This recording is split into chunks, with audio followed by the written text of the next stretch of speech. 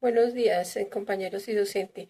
Hoy vamos a tratar el tema de organización de archivos. Para la organización de archivos vamos a comenzar con unos antecedentes.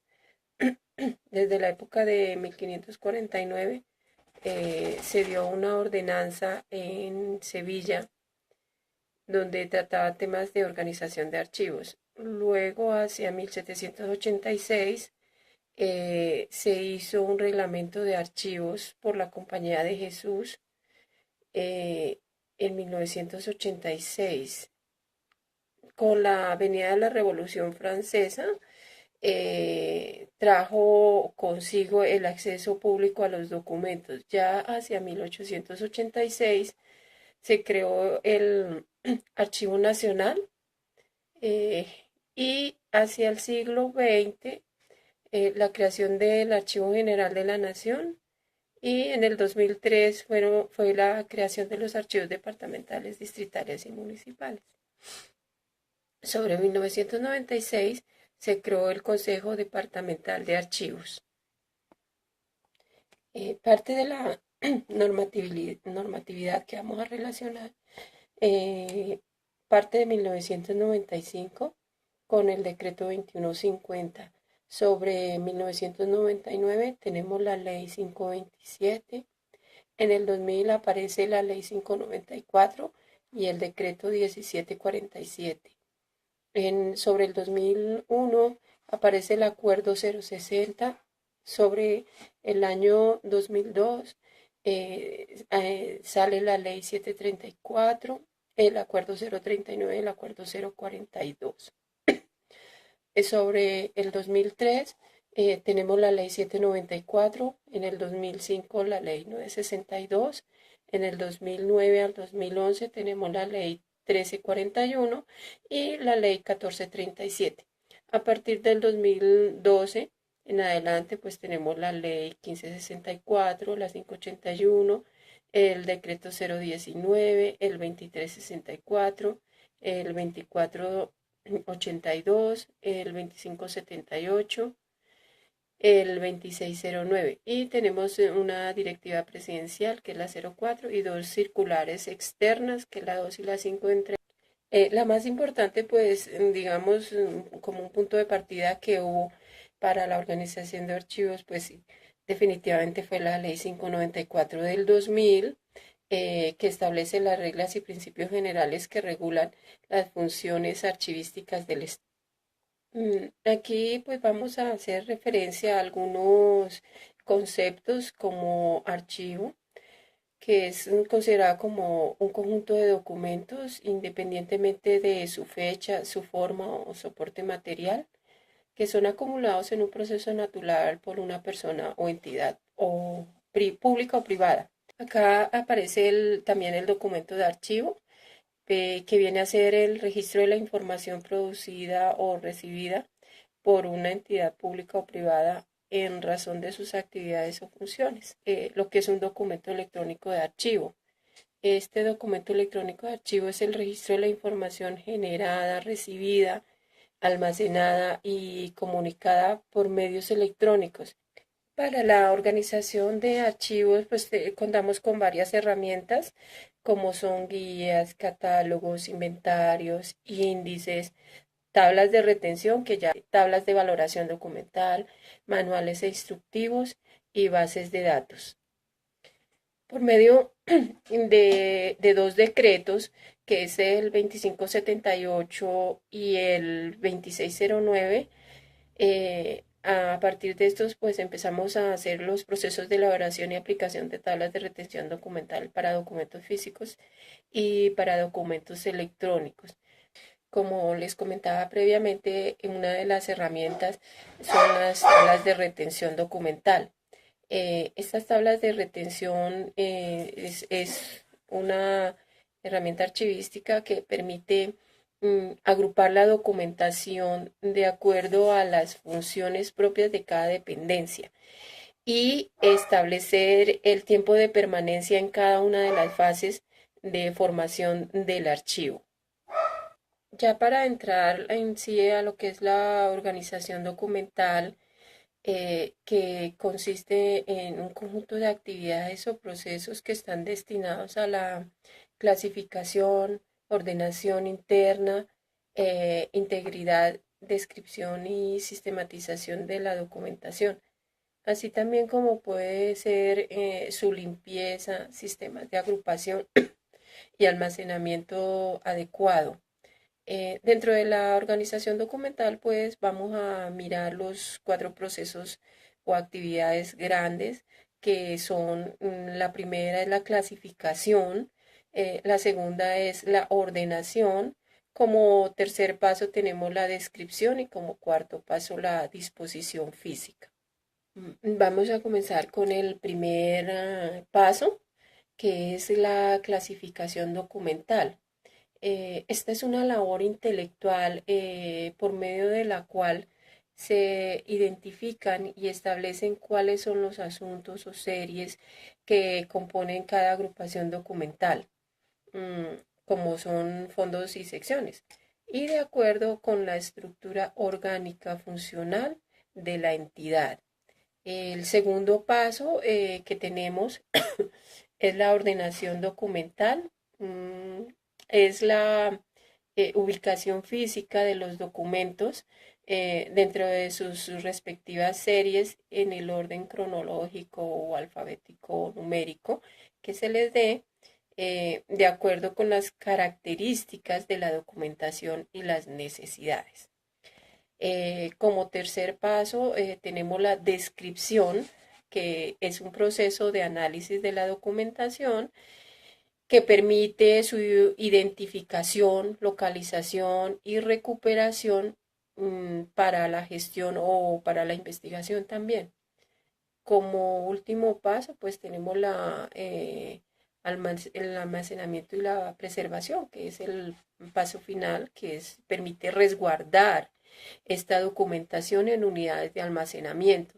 Estas unidades de almacenamiento también abarcan lo que es estanterías, archivadores, cajas y carpetas para garantizar su preservación. Aquí, pues en esto también tenemos que tener en cuenta que no debe haber ningún tipo de material metálico. Continuando con la organización de archivos, habíamos hablado que las tablas de retención son una herramienta que nos ayuda a estos procesos. Mm, por definición, nos permite agrupar los documentos de acuerdo a las funciones propias de cada dependencia y establecer el tiempo de permanencia en cada fase de formación del archivo. Eh, por medio pues de esto vamos a mirar el primer paso para hacer una organización, que es la clasificación documental. Entonces, teniendo en cuenta la tabla de retención, podemos empezar a clasificar y agrupar los documentos que se refieren a un mismo asunto, como por ejemplo lo que son actas, planes, nóminas, historias laborales, contratos, procesos disciplinarios, bueno, y muchos otros más. E identificar cada uno de los grupos encontrados sin olvidar el nombre al que corresponde. Para esto, pues vamos a ver qué es clasificación. El concepto de clasificación consiste o su definición es agrupar objetos por sus semejanzas y en separarlos por sus diferencias. O sea, tengo que mirar cómo voy a clasificarlos. En cuanto a esto, pues ya tomamos el concepto de serie documental, que son documentos organizados de acuerdo con el procedimiento administrativo y conservados como una unidad porque son el resultado de la gestión o procedimientos o de la misma actividad que tiene una misma tipología o debido a una relación derivada de su creación, recepción o utilización. Aquí pues vamos a tener los documentos en trámite por función o por procesos. Vamos a hacer un análisis y por medio de ese análisis vamos a poderlos agrupar en asuntos o por acciones particulares. vamos a formar expedientes, a integrar expedientes por series documentales o por procesos, que es la acción general. En ese proceso es importante tener claro cuáles son los documentos esenciales y cuáles son los documentos de apoyo. Entonces, los documentos esenciales son los documentos necesarios para el funcionamiento de un organismo y que por su contenido informativo y testimonial garantiza el conocimiento de las funciones y actividades del mismo. Mm, Aquí, aún después de su separación, eh, por lo cual posibilita la construcción de la historia institucional. Entonces, estos son los documentos esenciales. Los documentos de apoyo simplemente son documentos que, digamos, sobran dentro de cada serie y son generados por otras dependencias, no por la dependencia productora de documentos. Son considerados de apoyo y no deben ser transferidos al archivo central. En cuanto a la ordenación de los documentos o ordenación documental, pues aquí lo que vamos a mirar o encontrar el primer documento que debe estar en la carpeta es el primer documento que generó el trámite. Y el último es la última actuación de ese expediente, de forma que evidencie cómo se fueron desarrollando los trámites. Teniendo en cuenta esta observación, pues cuando tomamos un expediente y un folio, debemos ver que al comenzar, pues estén las fechas más antiguas, ¿sí? Y al finalizar el expediente en las fechas más recientes. El otro paso pues tiene que ver ya con lo que es la selección documental y el retiro de material metálico. Continuamos ya con el proceso de foliación que me permite enumerar los folios por una sola cara, por la cara recta, una vez ordenados los documentos y consiste en numerarlos correlativamente todos los folios de cada unidad documental. Aquí vale la pena resaltar que hay los documentos de soporte distintos del papel no se deben foliar, como por ejemplo pueden ser cassette, discos digitales, CDs, disquete o videos, pero sí se debe dejar una constancia de su existencia y, y en el área de notas del instrumento de control o de consulta se debe dejar esta aclaración. Continuamos ya con la parte de descripción. La parte de descripción hace referencia al inventario. Entonces, es un instrumento de descripción en el cual quedan consignadas todas las series o unidades documentales de un fondo, debidamente clasificadas e identificadas. Y su fin es dejar constancia de la documentación existente en cada fondo o archivo.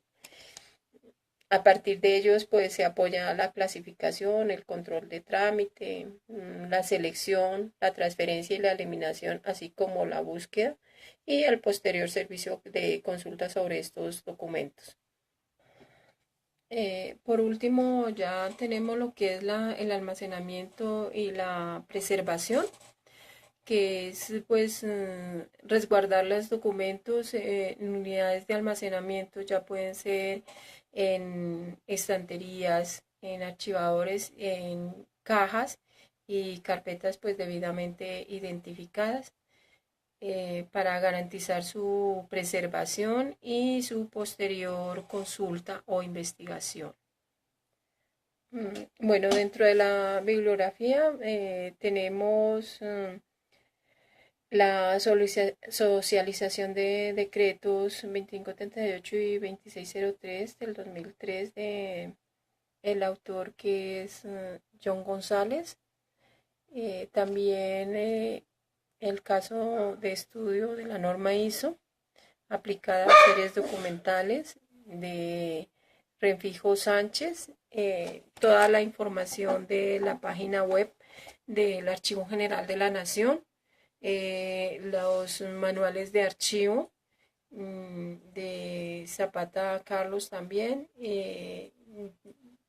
Tomé pues materiales de la GN para este trabajo. Espero les haya gustado. Una feliz tarde para todos.